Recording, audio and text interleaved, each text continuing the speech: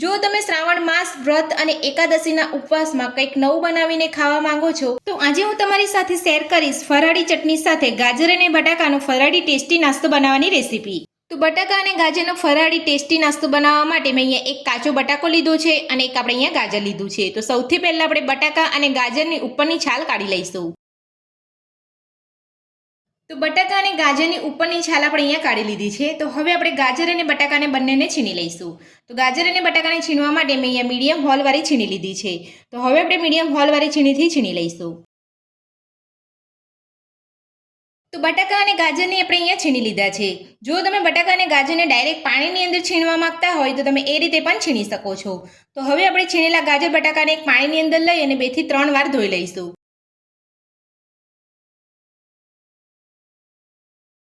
તો આ રીતે તમારે ગાજર અને બટાકાના છીણને 2 થી 3 વાર ચોખ્ખા પાણીએ ધોઈ લેવાના છે। તો છીણને આપણે અહીંયા 2 થી 3 વાર ચોખ્ખા પાણીએ ધોઈ લીધું છે। તો હવે આપણે છીણને મુઠ્ઠી વડે દબાવી અને બધું જ પાણી કાઢી લઈશું। તો તમારે આ રીતે મુઠ્ઠી વડે દબાવીને પાણી કાઢી લેવાનું છે। બધા છીણમાંથી આ રીતે મુઠ્ઠી વડે દબાવી અને પાણી કાઢી લઈશું। તો બધા જ છીણમાંથી આપણે અહીંયા પાણી કાઢી લીધું છે। તો હવે આપણે તેની અંદર 1 ચમચી લીલા મરચાંની પેસ્ટ ઉમેરીશું। જો તમે લીલા મરચાં કટ કરીને લેવા માંગતા હોય તો લઈ શકો છો। સાથે જ અડધી ચમચી જીરું ઉમેરીશું। સ્વાદ પ્રમાણે સિંધો મીઠું ઉમેરીશું। ઝીણા સમારેલા લીલા ધાણા ઉમેરીશું અને બધું સરસ મિક્સ કરી લઈશું। તો આપણે અહીંયા કોઈ જ ફરાળી લોટ ઉમેરવાની જરૂર નથી। આપણે બટાકા અને ગાજરમાંથી જ એકદમ ટેસ્ટી ઉપવાસનો નાસ્તો બનીને તૈયાર થઈ જશે। તો બધું જ આપણે સરસ મિક્સ કરી લીધું છે। તો હવે આપણે તેને 2 મિનિટ માટે રહેવા દઈશું। તો આ રીતે નાસ્તાના મિશ્રણને 2 મિનિટ માટે રહેવા દેવાથી આપણે જે મીઠું ઉમેર્યું છે તેના લીધે બટાકામાંથી પાણી છૂટશે અને આપણો નાસ્તો એકદમ આસાનીથી બનીને તૈયાર થઈ જશે। એટલે આપણે અહીંયા પાણી ઉમેરવાની જરૂર નહીં પડે અને નાસ્તો તમારો ક્રિસ્પી બનીને તૈયાર થશે। તો 2 મિનિટ જેટલો સમય થઈ ગયો છે અને મીઠામાંથી પાણી છૂટું પડી ગયું છે અને નાસ્તો આપણો બને તે રીતનું મિશ્રણ આપણું બનીને તૈયાર છે। તો હવે આપણે મિશ્રણમાંથી નાસ્તો બનાવીશું। તો નાસ્તો બનાવવા માટે મેં ગેસ ઉપર એક તવો રાખ્યો છે। તો તવા ઉપર થોડું સિંગ તેલ લગાવીશું અને નાસ્તાનું મિશ્રણ લઈ લઈશું। તો તમારે આ રીતે નાસ્તાનું મિશ્રણ ફેલાવી લેવાનું છે અને ગેસની ફ્લેમ તમારે અહીંયા મીડિયમ રાખવાની છે। એનું તમારે ખાસ ધ્યાન રાખવું। મીડિયમ ગેસ ઉપર જ આપણે અહીંયા નાસ્તો બનાવવાના છે। આ રીતે તમારે નાસ્તાનો શેપ આપી દેવાનો છે।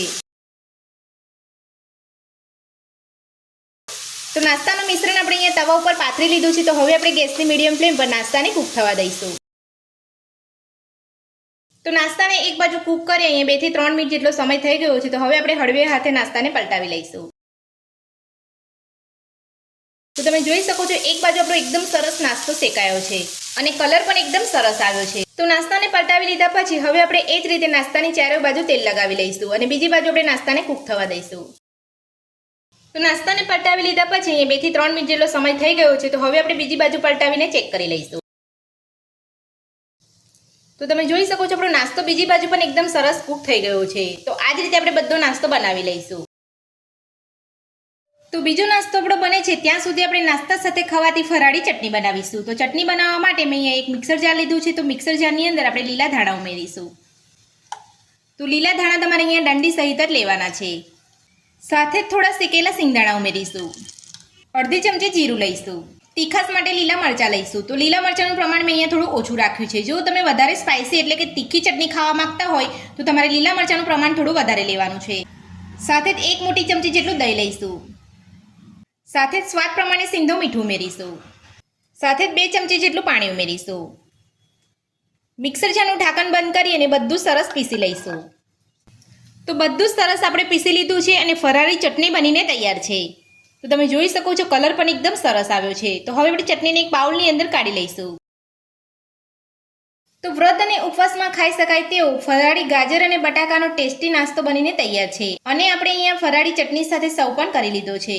તો આ ફરાળી નાસ્તો બનાવવાની રીત તમને મારી કેવી લાગી મને કોમેન્ટ બોક્સમાં કોમેન્ટ કરીને જરૂરથી જણાવજો અને મારી આ રીતે આ ફરાળી નાસ્તો ઘરે એકવાર બનાવવાનું જરૂરથી ટ્રાય કરજો। આજની રેસીપી પસંદ આવી હોય તો વિડીયોને લાઇક કરજો, ચેનલને સબસ્ક્રાઇબ કરજો, તમારા મિત્રોને જરૂરથી શેર કરજો। Thank you.